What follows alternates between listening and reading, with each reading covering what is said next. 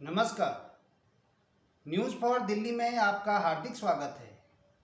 आज हम आपको हिंदू संगठनों द्वारा कुतुब मीनार को विष्णु स्तंभ का दर्जा दिए जाने व वहां पर पूजा करने की अनुमति और ताजमहल के 20 कमरों के रहस्यों के बारे में जानकारी देने जा रहे हैं। कुतुब मीनार परिसर में स्थित कुव्वत उल इस्लाम मस्जिद के ढांचे में लगी मूर्तियों को हटाने की मांग जोर पकड़ रही है। इस बीच मंगलवार को कुतुब मीनार परिसर में हनुमान चालीसा का पाठ करने जा रहे हिंदू संगठन के कई नेताओं को दिल्ली पुलिस ने हिरासत में ले लिया और बसों के जरिए स्थानीय थाने में ले जाया गया। संवाददाता के मुताबिक महरौली स्थित भूल भुलैया के कुतुब मीनार तक हनुमान चालीसा पढ़ रहे यूनाइटेड हिंद फ्रंट के कार्यकर्ताओं को दिल्ली पुलिस ने हिरासत में लिया। बता दें कि हिंदू संगठनों को खासकर कुतुब मीनार में उल्टी लगी भगवान गणेश की 2 मूर्तियों को लेकर अधिक नाराजगी है। उनका कहना है कि वहां मस्जिद में लगी मूर्तियों को देखकर लोगों की भावनाएं आहत हो रही हैं। इन्हें हटाया जाना चाहिए। इन संगठनों ने मांग की है कि मस्जिद के ढांचे पर लगी सभी मूर्तियां निकालकर उन्हें प्रतिष्ठित किया जाए और उन्हें पूजा करने की अनुमति दी जाए। इसके साथ ही कुतुब मीनार का नाम विष्णु स्तंभ किए जाने की भी मांग उठने लगी है। इन मांगों को लेकर यूनाइटेड हिंद फ्रंट के अंतर्राष्ट्रीय कार्यकारी अध्यक्ष जय भगवान गोयल ने अन्य हिंदू संगठनों को साथ लेकर मंगलवार को कुतुब मीनार परिसर में हनुमान चालीसा पढ़ने की घोषणा की थी, लेकिन पुलिस ने ऐसा नहीं करने दिया। जय भगवान गोयल ने कहा कि वह अपने समर्थकों के साथ वहां जाएंगे। कुव्वत उल इस्लाम मस्जिद के नाम से जाने जा रहे ढांचे को मंदिर घोषित करने की मांग करेंगे। वहां हनुमान चालीसा पढ़ेंगे। उन्होंने कहा कि वे किसी भी अन्य धर्म के बारे में कोई बात नहीं कर रहे हैं। वे केवल अपनी बात कर रहे हैं कि जब ढांचे पर हमारे भगवान की मूर्तियां लगी हैं तो उन्हें वहां पूजा करने की अनुमति दी जाए या फिर सभी मूर्तियों को ढांचे से निकाली जाए और वहां एक स्थान पर स्थापित की जाए जहां उन्हें पूजा करने की अनुमति दी जाए। दिल्ली के महरौली इलाके में स्थित इस भव्य मीनार के निर्माण में संगमरमर और लाल बलुआ पत्थरों का इस्तेमाल किया गया है। कुछ इतिहासकारों की माने तो इस ऐतिहासिक मीनार को बनाने के लिए करीब 27 हिंदू मंदिरों को तोड़कर पत्थर उपलब्ध कराए गए थे। उन्होंने कहा कि जब यह स्पष्ट है कि इस ढांचे को 27 हिंदू व जैन मंदिरों को तोड़कर बनाया गया है, उसमें मूर्तियां दिख रही हैं, तो यह ढांचा तो स्वयं ही मंदिर है। उन्होंने कहा कि कई विज्ञानों ने कहा कि जिस निर्माण को कुतुब मीनार कहा जा रहा है, यह कुतुब मीनार नहीं, विष्णु स्तंभ है। यह 5 मंजिलों वाली एक बहुमंजिला इमारत है जिसका निर्माण गुप्त साम्राज्य के चंद्रगुप्त द्वितीय द्वारा करीब 2000 साल से भी पहले कराया गया था। लेकिन इसकी खासियत यह है कि इतने सालों बाद भी इस लौह स्तंभ में किसी तरह की जंग नहीं लगी है। मगर कुछ अलग विचारधारा के लोगों ने इतिहास को गलत लिखा है। उन्होंने कहा कि हमारी मांग है कि इसे विष्णु स्तंभ घोषित किया जाए। उन्होंने कहा कि हम लोग वहां शांतिपूर्वक जाएंगे और हनुमान चालीसा का वहां पाठ करेंगे। बता दें कि कुतुब मीनार परिसर में स्थित कुव्वत उल इस्लाम मस्जिद के पीछे की तरफ गणेश जी की 2 मूर्तियां लगी हैं। एक मूर्ति मस्जिद की नाली के ठीक ऊपर उल्टी स्थिति में लगी है। एएसआई ने इसके ऊपर लोहे का जाल लगाकर इसे ढक दिया है। इससे कुछ दूरी पर गणेश जी की एक और मूर्ति उल्टी स्थिति में लगी है। विवादित ढांचे में मूर्तियों के माध्यम से है कृष्ण अवतार का वर्णन भी किया गया है। ढांचे पर एक स्थान पर भगवान कृष्ण के अवतार का वर्णन मूर्तियों के माध्यम से किया गया है। ये मूर्तियां भी ढांचे में पीछे की तरफ से लगी हैं, जिसमें पहली मूर्ति में भगवान कृष्ण के जेल में अवतार का दृश्य है। दूसरी मूर्ति में वसुदेव का यमुना को पार करने का दृश्य है। इसी तरह यशोदा की बगल में भगवान कृष्ण को सुला देने का दृश्य है। इन सब मूर्तियों के माध्यम से दर्शाया गया है। कुछ माह पहले राष्ट्रीय स्मारक प्राधिकरण के चेयरमैन तरुण विजय द्वारा इस बारे में भारतीय पुरातत्व सर्वेक्षण को पत्र लिखने के बाद से मामला एक बार फिर गरमाया हुआ है। बढ़ते हैं अगली जानकारी की तरफ। ताजमहल के तहखाने में बने 20 कमरों को खोलने के लिए हाईकोर्ट में याचिका दायर की गई है। तहखाने में जिन कमरों को खोलने के लिए याचिका दायर की गई है वह पर्यटकों के लिए 1972 में ही बंद किए जा चुके हैं। आखिर क्या वजह रही कि इन्हें पर्यटकों के लिए बंद किया गया? ये एक बड़ा सवाल जहन में घूम रहा है। एएसआई के retired engineer doctor MC Sharma के अनुसार ताज की मीनारों से आत्महत्या करने और चमेली फर्श के नीचे जाने के दौरान हुई घटनाओं के कारण सुरक्षा कारणों से इन्हें बंद कर दिया गया था।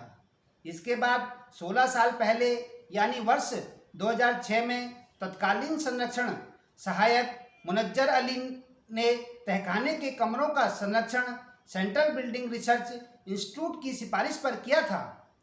तब यहाँ दीवारों में सीलन दरारें भरने के लिए पॉइंटिंग और प्लास्टर का काम किया गया है। इन्हीं कमरों में यमुना किनारे की ओर से पहुंचा जा सकता था, जो उत्तर पश्चिम और उत्तर पूर्व बुर्ज के पास बने हुए थे। लकड़ी के दरवाजे हटाकर ईंटों की दीवारें लगा दी गई हैं। ताजमहल के तहखाने में कई रहस्य भी दफन हैं। ताजमहल की मुख्य गुंबद के चारों ओर बनी मीनारों का रास्ता तहखाने से भी है। वर्तमान में तहखाने में स्थित मीनार का दरवाजा बंद है। 20 कमरों के आगे मुख्य गुंबद के ठीक नीचे का हिस्सा ईंटों से बंद किया गया है। लाल पत्थर की चौखट कभी यहाँ थी, जिन्हें ईंटों से बंद कर दिया गया। इसके अंदर कमरे हैं या कुछ और, इसका ब्यौरा एएसआई अधिकारियों के पास भी नहीं है।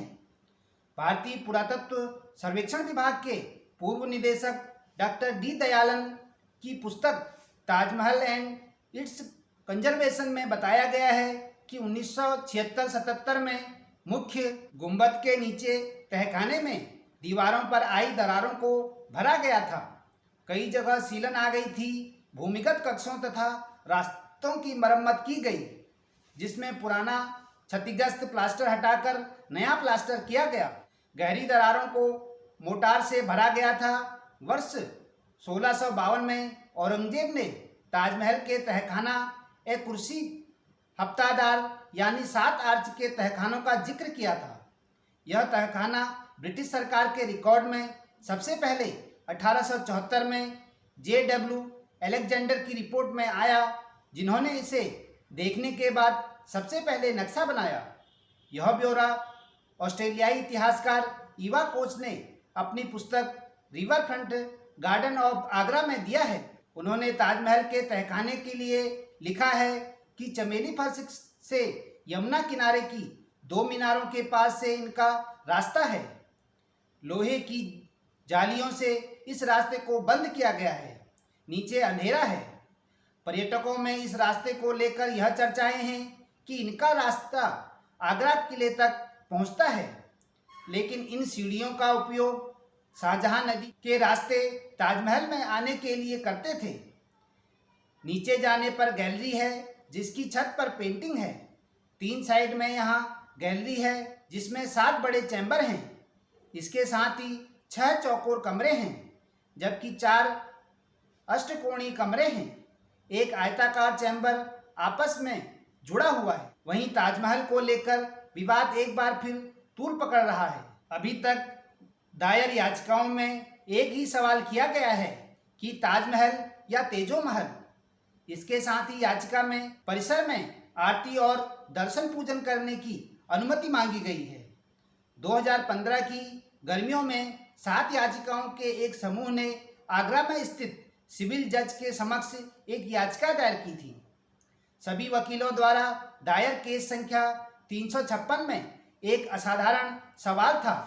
हिंदू भक्तों को पूजा के लिए ताजमहल के परिसर में जाने की अनुमति दें, क्योंकि 16वीं शताब्दी का प्रतिष्ठित मुगल स्मारक, जो कि सबसे अधिक पहचान योग्य इमारतों में से एक था, मूल रूप से एक तेजो महालय नामक शिव मंदिर था।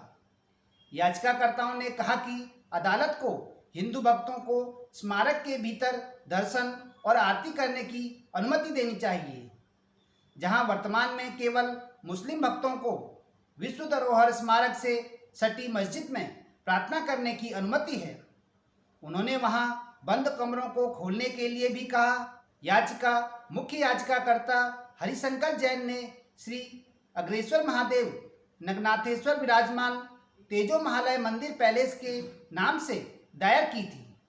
जैन ने याचिका में कहा कि इसमें कम से कम 109 पुरातात्विक विशेषताएं हैं और ऐतिहासिक साक्ष्य हैं जो किसी भी संदेह से परे स्थापित करते हैं कि संपत्ति एक हिंदू मंदिर है। मुख्य भवन की संरचना संगमरमर के चबूतरे पर है, वर्गाकार लेआउट में है और इसमें 8 मुख हैं, दोनों बाहर और साथ ही अंदर से, और पूर्व पश्चिम और दक्षिण में 3 मुख गर्भगृह में प्रवेश हैं, जबकि उत्तर की ओर एक संगमरमर की जाली के साथ बंद हैं।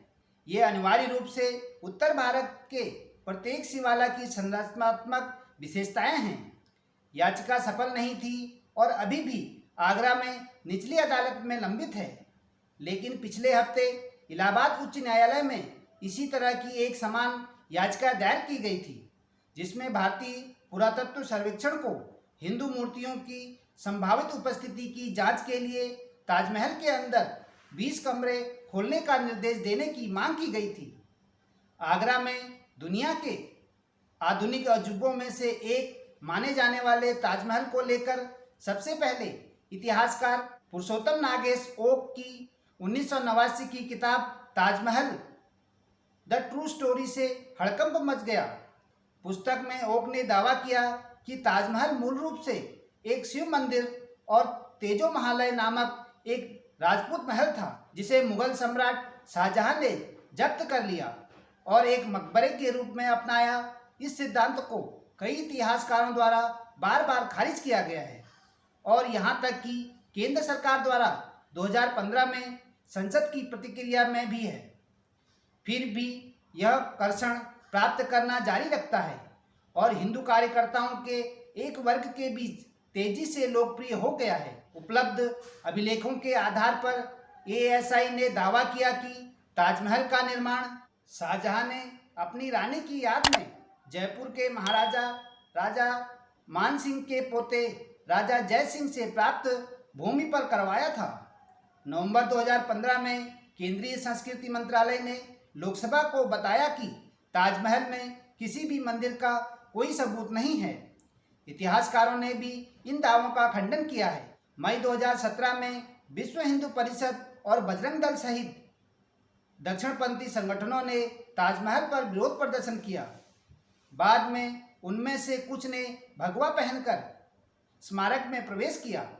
आगरा में शिव सैनिक हर साल श्रावण के पवित्र महीने में एक अनुष्ठान के रूप में यमुना से पानी चढ़ाने के लिए इसे एक बिंदु मानते हैं। नवंबर 2018 में राष्ट्रीय बजरंग दल की महिला विंग की जिला अध्यक्ष मीना दिवाकर ताजमहल परिसर के भीतर मस्जिद में आरती करने में कामयाब रही। जनवरी 2021 में हिंदू जागरण मंच के 4 युवा वाहिनी कार्यकर्ताओं को ताजमहल परिसर में शिव चालीसा का पाठ करने और भगवा झंडा लहराने के आरोप में गिरफ्तार किया गया था। यह लगभग 1 अक्टूबर 2017 की पुनरावृत्ति थी, जब 1 दर्जन युवकों ने ताजमहल में शिव चालीसा का पाठ किया, लेकिन केंद्रीय औद्योगिक सुरक्षा बल के जवानों ने उन्हें रोक दिया और बाद में माफी मांगने के बाद रिहा कर दिया। सहभार, डेली हंट, डेली होम। धन्यवाद। News for Delhi. नमस्कार।